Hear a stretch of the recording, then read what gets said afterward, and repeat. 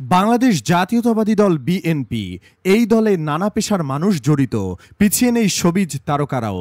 বিএনপির রাজনীতি করতে গিয়ে নিজের সোনালী ক্যারিয়ার নষ্ট করেছেন অনেক তারকা শিল্পী, করতে হয়েছে কারাভোগ, ছাড়তে হয়েছে জন্মভূমি।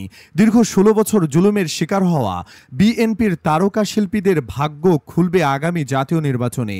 আগামী নির্বাচনে বিএনপির মনোনয়ন পেতে পারেন শোবিজের ডজন খানেক তারকা শিল্পী, হতে পারেন এমপিও। চ্যানেলটি সাবস্ক্রাইব করে চলুন তাদের সম্পর্কে জেনে নেওয়া যাক। শিবা শানু। বিএনপির তারকা নেতাদের মধ্যে অন্যতম ত্যাগী নেতা চৌধুরী আজহার আলী ওরফে শিবা শানু। অনেকে দুধের মাছি বলেও শিবা শানু বিএনপির রাজনীতিতে সবসময় বেশ সক্রিয় ছিলেন। খালেদা জিয়ার কঠিন সময়ে বডিগার্ডের দায়িত্ব পালনে দ্বিতীয়বার ভাবেননি তিনি। হাসিনা সরকারের আমলে বিএনপির হয়ে বিভিন্ন সময়ে মাঠের রাজনীতিতে বেশ সরব দেখা যায়, যে কারণে স্বৈরাচার হাসিনা বাহিনী একাধিকবার তাকে গ্রেপ্তার করে।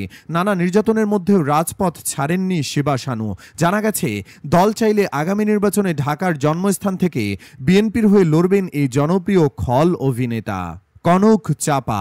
সিরাজগঞ্জের কাজীপুরের সন্তান কণ্ঠশিল্পী কনক চাপাও লড়তে পারেন আগামী নির্বাচনে, বনে যেতে পারেন এমপিও। ২০১৩ সালের ১৫ই আগস্ট বিএনপি চেয়ারপারসন খালেদা জিয়ার ৬৯তম জন্মদিনে গুলশানে তার রাজনৈতিক কার্যালয়ে আনুষ্ঠানিকভাবে বিএনপিতে যোগ দেন ঢাকাই সিনেমার জনপ্রিয় প্লেব্যাক শিল্পী কনক চাপা। ২০১৮ সালে জাতীয় সংসদ নির্বাচনে কাজীপুর সিরাজগঞ্জ ১ আসনে বিএনপি থেকে মনোনয়ন পান। আওয়ামী লীগের মোহাম্মদ নাসিমের প্রতিদ্বন্দ্বী ছিলেন তিনি। ছাত্র জনতার অভ্যুত্থানের মুখে গত ৫ আগস্ট স্বৈরাচার হাসিনার পতনের পর থেকে কাজীপুরের নেতাকর্মীদের সঙ্গে যোগাযোগ শুরু করেন কনক চাপা। কাজীপুর উপজেলা বিএনপির একটি অংশ এখন কনক চাপার বিরুদ্ধে অবস্থান নিয়েছেন। তাদের মতে দল ও নেতাকর্মীদের দুঃসময়ে কনক চাপার খোঁজ পাওয়া যায়নি, তিনি যোগাযোগ বন্ধ রেখেছিলেন। হেলাল খান। একসময়ের জনপ্রিয় নায়ক হেলাল খান এখন রাজনীতিতে বেশ সক্রিয়। তিনি জাতীয়তাবাদী সামাজিক সাংস্কৃতিক সংস্থার জাসাসের গুরুত্বপূর্ণ পদে দায়িত্ব পালন করছেন। হাসিনা পলায়নের পর থেকে সাক্ষাৎকারে দীর্ঘদিন ধরে বাংলাদেশ জাতীয়তাবাদী দল বিএনপির রাজনীতির সঙ্গে জড়িত আছেন বলে জানান এই অভিনেতা। তিনি বলেন, অভিনয়ের পাশাপাশি আমি বিএনপির রাজনীতির সঙ্গে জড়িত। আমাদের শিল্পীদেরও দেশ ও সামাজিক কাজে অংশগ্রহণ করা উচিত। আমি বরাবরই দেশের মানুষের সেবা করার জন্য প্রস্তুত আছি। দেশের মানুষের নতুন কিছুর প্রত্যাশায় আছি। আমি বিশ্বাস করি আমাদের হাত ধরে দেশের মানুষ তাদের সে স্বপ্নের দেশ গড়তে পারবে। বিয়ানীবাজারের এই সন্তান আগামী নির্বাচনে সিলেটের কোনো আসন থেকে এমপি পদে লড়বেন। বেবি নাজনীন। আর কাউকে দিক বানাদুক একদিন বেবি নাজনীনকে কোনোভাবে না করতে পারবে না বিএনপি। আগামী নির্বাচনে বিএনপি থেকে এমপি হবার দৌড়ে তারকাদের মধ্যে সবচেয়ে এগিয়ে আছেন এই কণ্ঠশিল্পী, কারণ তিনি বিএনপি চেয়ারপারসনের উপদেষ্টা হিসেবেও কাজ করেছেন। বিগত ১৬ বছরের আওয়ামী শাসনামলে বারবার বিভিন্নভাবে বাধাগ্রস্ত হয় বেবি নাজনীনের সঙ্গীত জীবন। বাংলাদেশ বেতার, টিভি ও মঞ্চ কোনো মাধ্যমে গায়িকা স্বাচ্ছন্দ্যে কাজ করতে পারেননি। এক পর্যায়ে দেশ ছাড়তে বাধ্য হন তিনি। গত আগস্টে হাসিনা পলায়নের পর তিনি দেশে ফিরেছেন। দেশে ফিরে এরই মধ্যে নিজ এলাকা নীলফামারীর সৈয়দপুরে কাজ শুরু করে দিয়েছেন। মনোয়ার হোসেন ডিপজল। ঢাকাই চলচ্চিত্রের অভিনেতা ডিপজলকে লোকে বিএনপি নেতা হিসেবেই চিনত। এমনকি বিএনপি থেকে তিনি একবার কমিশনারও হয়েছিলেন। মাঝে সরকারের সাথে তাল মিলিয়ে চলার জন্যই কেবল নৌকার প্রচারণা চালিয়েছিলেন। তবে আগামী নির্বাচনে তিনি ধানের শীষের হয়ে কাজ করবেন। এমনকি প্রার্থী হয়ে ঢাকার কোনো আসনে এমপিও বনে যেতে পারেন। জানা যায় ১৯৯২ সালে মির্জা আব্বাস মেয়র থাকার সময়ে গরুহাটের টেন্ডার নিয়ে গয়েশ্বরচন্দ্র রায়ের সঙ্গে ডিপজলের পরিচয় হয়। সেই থেকে বিএনপি ঘরানার রাজনীতিতে জড়িয়ে পড়েন তিনি। তবে মাঝে হাসিনার গোলামি করে কিছুটা হলেও নিজের ইমেজ নষ্ট করেছেন। রিনা খান। ৭ শতাধিক সিনেমার জনপ্রিয় অভিনেত্রী রিনা খান বহু বছর ধরে বিএনপির রাজনীতির সঙ্গে সরব। আমার গায়ে বিএনপির সকল সিল সম্প্রতি এমন সংলাপে আলোচনায় আসেন তিনি। আগামী নির্বাচনে বিএনপির হয়ে অংশ নিতে চান এই তারকা অভিনেত্রী। আসন্ন জাতীয় সংসদ নির্বাচনে শোবিজ অঙ্গন থেকে আওয়ামী লীগের মনোনয়ন প্রত্যাশা করছেন অন্তত ১ ডজন তারকা।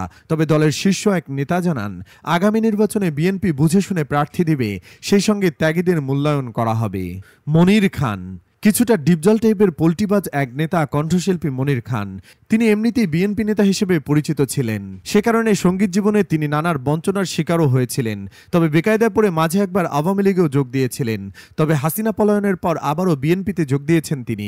হাসিনা পলায়নের পরেই ঘোষণা দেন, বিএনপির সঙ্গে আগেও ছিলাম, এখনও আছি, এমনকি আগামীতেও থাকব। মনির খান একসময় বিএনপির সামাজিক সাংস্কৃতিক সংস্থার জাসাসের সাধারণ সম্পাদক এবং পরবর্তীতে বিএনপির সহ সাংস্কৃতিক বিষয়ক সম্পাদকের মতো গুরুত্বপূর্ণ দায়িত্ব পালন করেছেন। ধারণা করা হচ্ছে তিনি আগামী নির্বাচনে একই আসন থেকে লড়বেন। শাহরিয়ার শায়লা। বাংলা সিনেমার অশ্লীল যুগের নায়িকা শাহরিয়া ইসলাম শায়লা একাদশ জাতীয় সংসদ নির্বাচনে ফরিদপুর ৪ আসনে বিএনপির ধানের শীষের প্রতীকে নির্বাচনের মনোনয়ন পেয়েছিলেন তিনি। তারপর ৬ মাসের গর্ভবতী অবস্থায় হাসিনার হামলার শিকার হয়ে তুমুল পরিচিতি লাভ করেন। তাতে বাগিয়ে নেন বিএনপির জাতীয়তাবাদী সাংস্কৃতিক সংস্থা জাসাসের কেন্দ্রীয় কমিটির সহসভাপতির পদ। তিনি আগামী নির্বাচনে এমপি পদে লড়তে পারেন, এমনকি এমপিও বনে যেতে পারেন। আসিফ আকবর। জনপ্রিয় কণ্ঠশিল্পী আসিফ আকবরকে তো আমরা সবাই বিএনপি সমর্থক হিসেবে জানি, তবে অনেকেই হয়তো জানেন না তিনি কেবল সমর্থক নন, পাশাপাশি একজন নেতাও ছিলেন। একসময় তিনি বিএনপির জাতীয় নির্বাহী কমিটির সদস্য ছিলেন। ২০০৬ সালে কুমিল্লা সদর থেকেও নির্বাচন করতে চেয়েছিলেন তিনি। এখন সরাসরি রাজনীতির বাইরে থাকলেও রাজনীতি তার চিন্তা জুড়ে। বিএনপির পদ ছেড়ে দিলেও জাতীয়তাবাদী রাজনীতি নিয়ে এখনও চিন্তা করেন। বিএনপির পদ ছাড়ার পর আওয়ামী লীগের পক্ষ থেকেও তার সঙ্গে যোগাযোগ করা হয়েছিল, তবে মনির খানদের মতো সুবিধাবাদী হয়ে তিনি সাড়া দেননি। জানিয়েছেন প্রয়াত প্রেসিডেন্ট জিয়াউর রহমানের সান্নিধ্যে এসে রাজনীতির প্রতি ভালোবাসা জন্মেছিল। এখন খালেদা জিয়ার রাজনীতির প্রতি তিনি শ্রদ্ধাশীল। অনেকেই মনে করেন আসিফ আর রাজনীতিতে আসবেন না, নির্বাচন কিভাবে করবেন। আসলে তারা সত্যটা জানেন না। আসিফ মূলত খালেদা জিয়ার ডাকের অপেক্ষায় আছেন।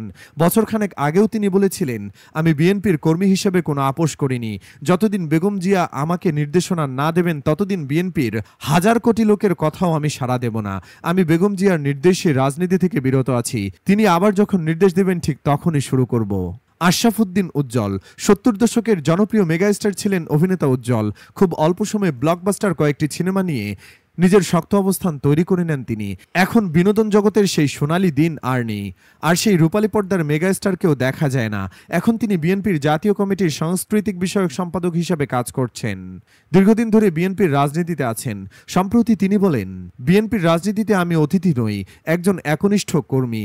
নানা কৌশলে সবসময় এ দলের সঙ্গে আমি ছিলাম, আছি এবং ভবিষ্যতেও থাকব। তিনিও আগামী জাতীয় নির্বাচনে অংশ নিতে পারেন, এমনকি বনে যেতে পারেন পাবনার এমপিও। এছাড়াও সঙ্গীতশিল্পী রাজিয়া পারভিন, ন্যান্সি, অভিনেতা বাবুল আহমেদ, বাংলাদেশ সাংস্কৃতিক অঙ্গনে সর্বজন শ্রদ্ধেয় গাজী মাজহারুল আনোয়ার সহ অনেক তারকাই বিএনপির রাজনীতির সঙ্গে যুক্ত রয়েছেন। মাঝে মধ্যে খল অভিনেতা মিশা সওদাগরকেও বিএনপির প্রোগ্রামে দেখা যায়। আর প্রখ্যাত চলচ্চিত্রকার ও অভিনেতা আমজাদ হোসেনকেও খালেদা জিয়ার একটি জন্মদিনে উপস্থিত থাকতে দেখা গেছে। নাম প্রকাশ না করার শর্তে জাতীয়তাবাদী সামাজিক সাংস্কৃতিক সংস্থার জাসাসের রাজনীতিতে সক্রিয় এক নেতা জানান, তারকাদের মধ্যে যারা সত্যিকার অর্থে তাদের শ্রম, মেধা ও যোগ্যতা দেখিয়েছে তাদের আগামী নির্বাচনে মনোনয়ন দেওয়া সম্ভব হলে পরবর্তীতে আরও অনেকেই হয়তো ভালো করে রাজনীতি করার আগ্রহ পাবে। বন্ধুরা, ভিডিওটিতে আলোচিত বিএনপির এই নেতানেত্রীদের মধ্যে আপনার কার প্রিয় কে? মন্তব্যের ঘরে জানাতে পারেন যার যার পছন্দের একজনের নাম। ধন্যবাদ।